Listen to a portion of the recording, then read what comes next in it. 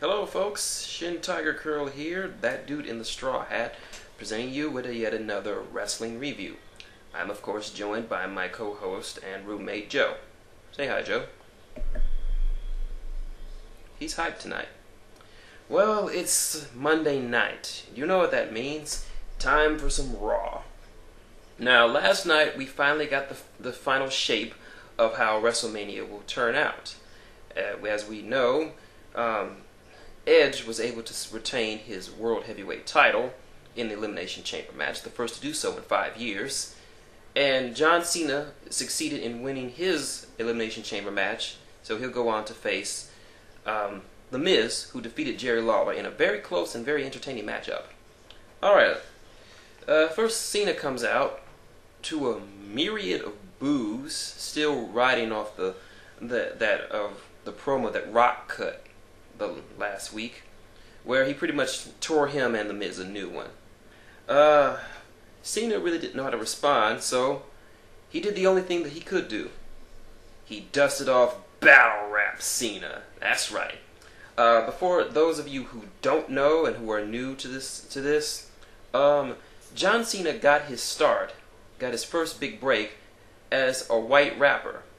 And he cut some very good and very entertaining promos, battle raps. Now, he's no Eminem or Nas or Jay-Z or any other significant battle rap rappers out there today, but he does the best he can, and they're very inventive and funny.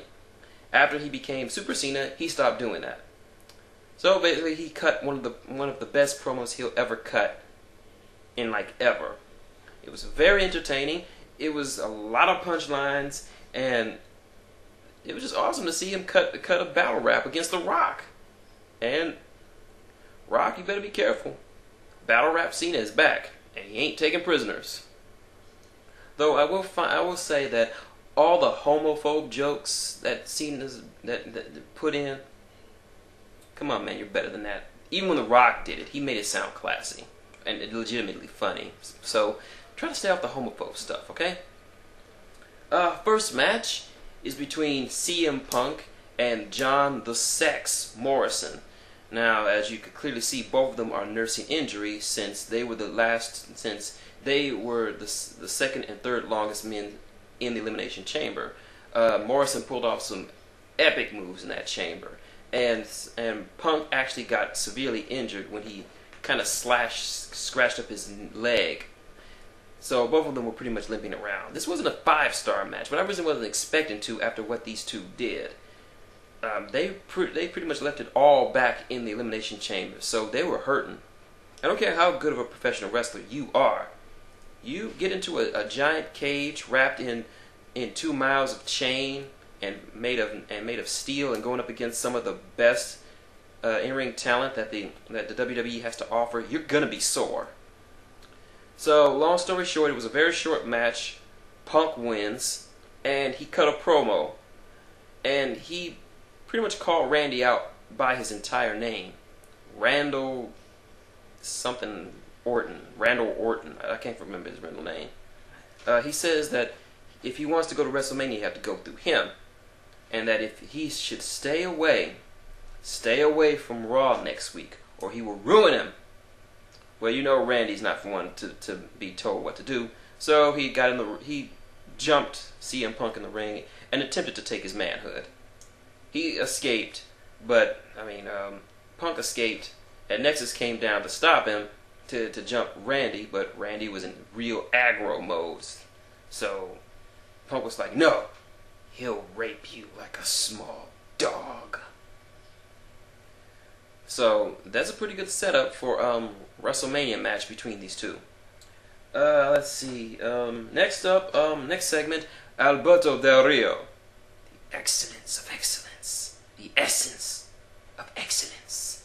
Came out to the ring, only to get jumped by Kofi Kingston. Still a little bit sore after his match last night. Kofi has the advantage for a little while until Del Rio targets his injured arm, and just makes it a point to try to break it as best he can. Of course, this just builds up Del Rio as a more dangerous threat, since he'll be facing Edge at WrestleMania. This was good for Del Rio. It's not a match, but it's good for him.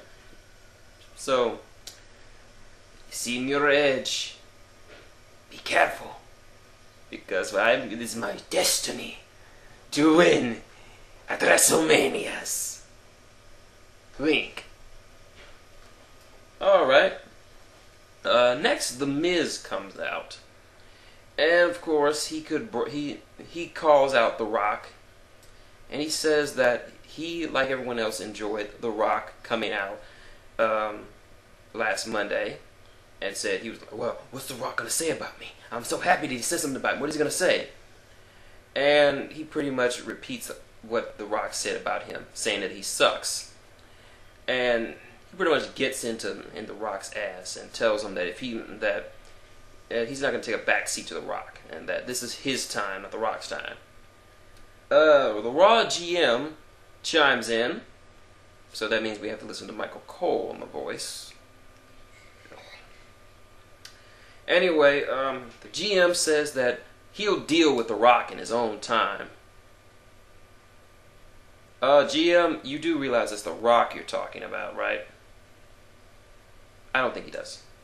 Well, anyway, the Raw GM says, and I quote, that the Rock and Sock connection, which is consisted of The Rock and Mick Foley, were one of the greatest tag teams to ever get into the ring.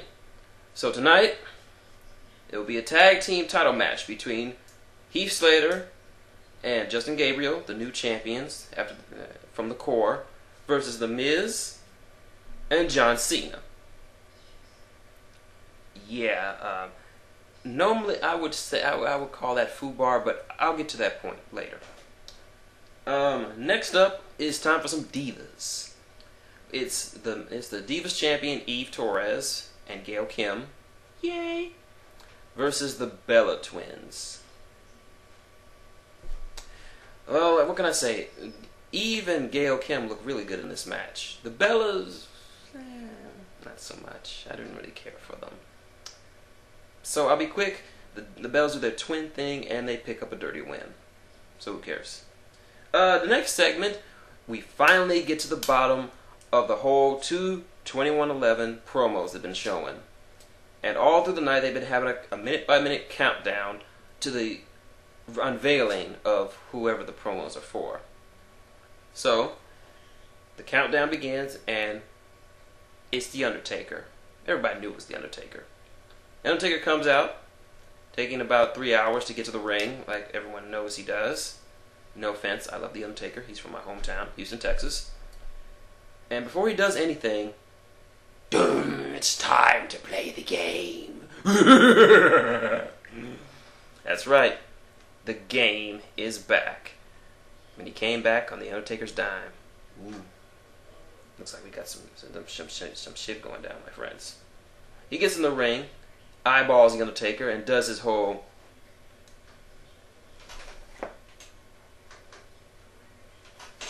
thing. And for the whole part of this segment, neither Undertaker nor Triple H say a word.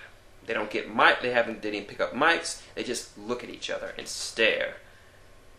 Then Triple H looks up at the WrestleMania sign. Then Undertaker looks at the WrestleMania sign, and so everyone knows Triple H is calling out the Taker at WrestleMania. And Taker's like, I ended your friend's career. You don't want none of me. And starts to walk away. But then he's like, second thought,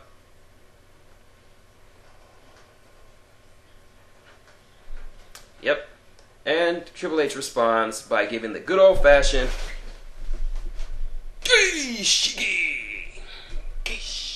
crotch chop. So, looks like it's on. So this year, WrestleMania, it's going to be the Dead Man, the Phenom, the Undertaker, versus the Game, the Cerebral Assassin, the Triple H. So, I don't know how to feel about that. I mean, they did wrestle a few years back, but that was the American Badass Undertaker, not Dead Man Undertaker, so you never know. We don't know how this will go out. Next match is King Lobsterhead himself, the human jar of Irish mayonnaise, Sheamus, versus Hey Kool-Aid, Mark Henry. Now, this was a very physical matchup, and as much you can expect in these two. You got a 500-pound walking mass of black hole versus a 285-pound red-haired pasty white bastard from Ireland. The end comes when Sheamus is setting up for the bro kick, because there's no way Sheamus is going to be able to get Mark Henry up for the Irish curse. For the Irish curse backbreaker, or the high cross. So the bro kick is his only real finisher for this one. So while Mark Henry's getting up and the ref isn't watching, he turns his back and undoes the turnbuckle padding, exposing the ring buckle. But just as he turns back around, Mark splashes him in the corner, crippling his back, and then gives him the world's strongest slam. 1, 2, 3. Mark Henry beat King Lobsterhead. Wow. Next up backstage, Bryan, is a pimp named Daniel Bryan, is talking with his beloved girlfriend Gail Kim about condoling her for her loss. When Sheamus comes in, "Hey, you laughing at me, fella? What are you talking about, fella? I'll rip your head off, and I'll do it in 39 seconds." Oh, Bryan's like, "What? Turkey 9? I don't want turkey." "You heard me, fella. I said turkey 9." Well, this could be setting up for a Miz.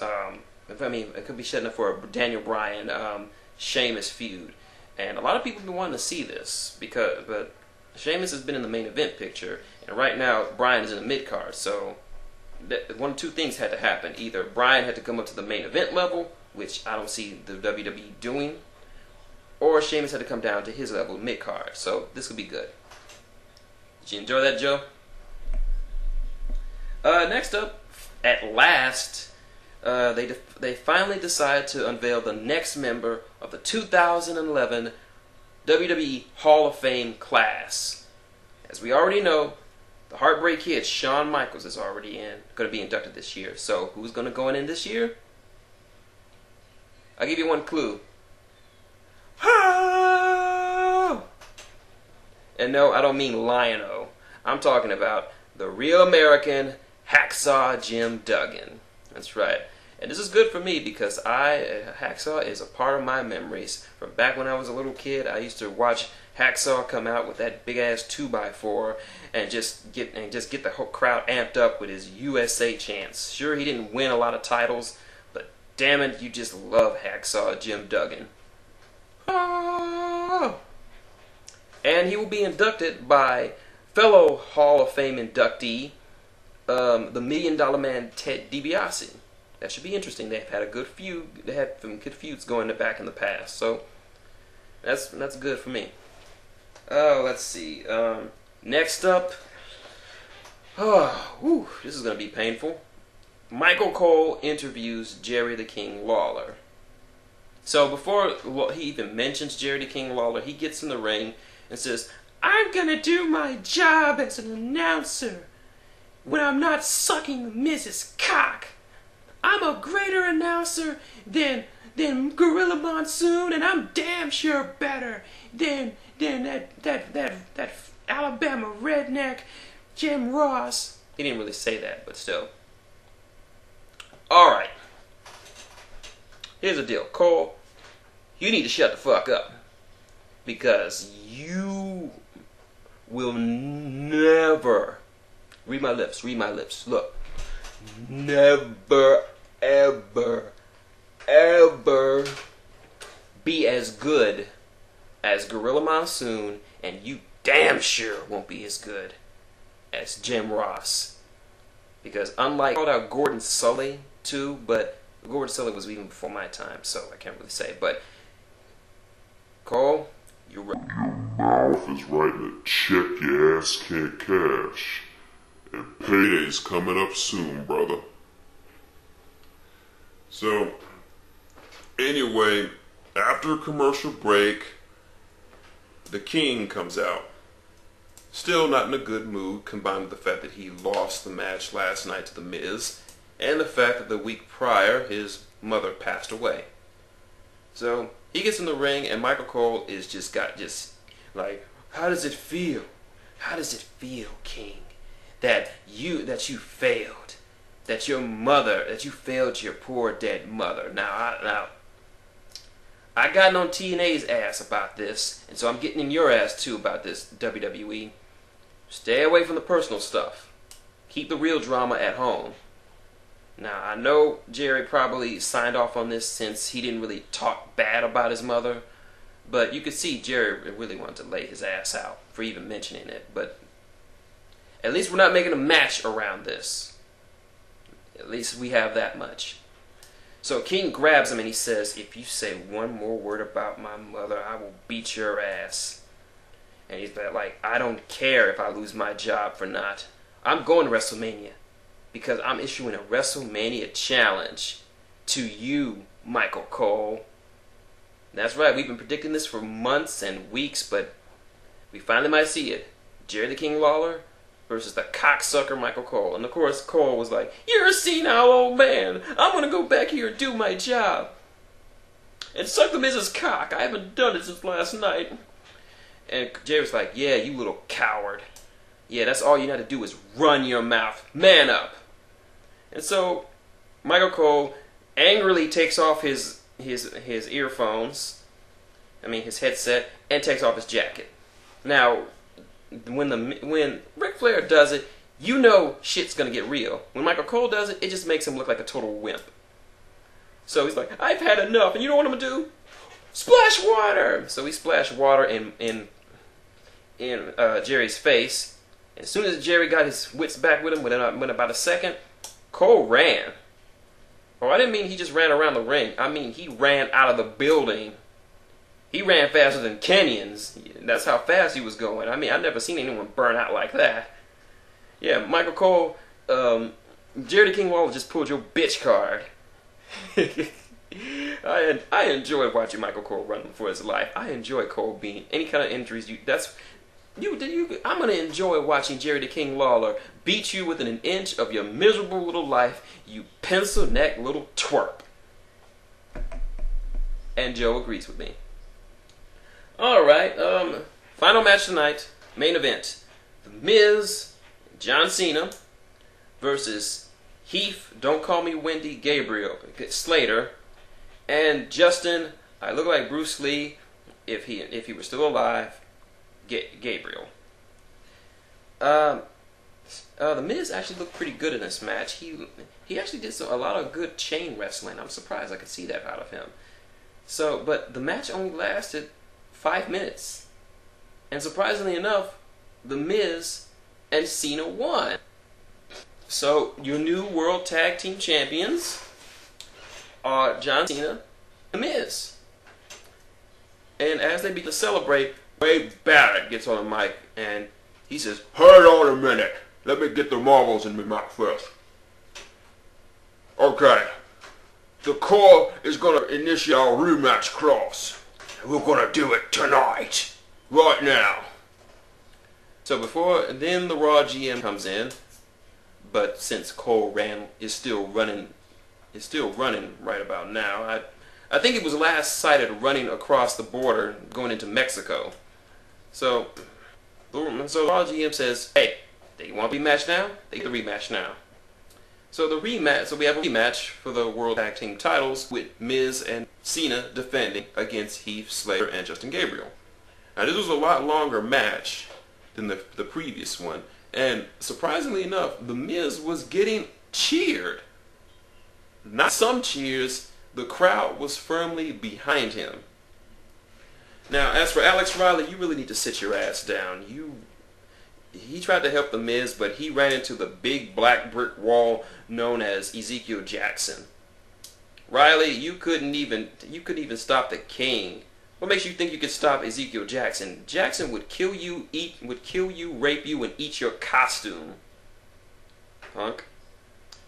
Anyway, it's a back and forth match. Cena gets in the ring and powers up to Super Cena Merch Level 3 and prepares to give Slater the attitude adjustment when the Miz comes in the ring and does the skull crushing finale on Cena while he has Gabriel.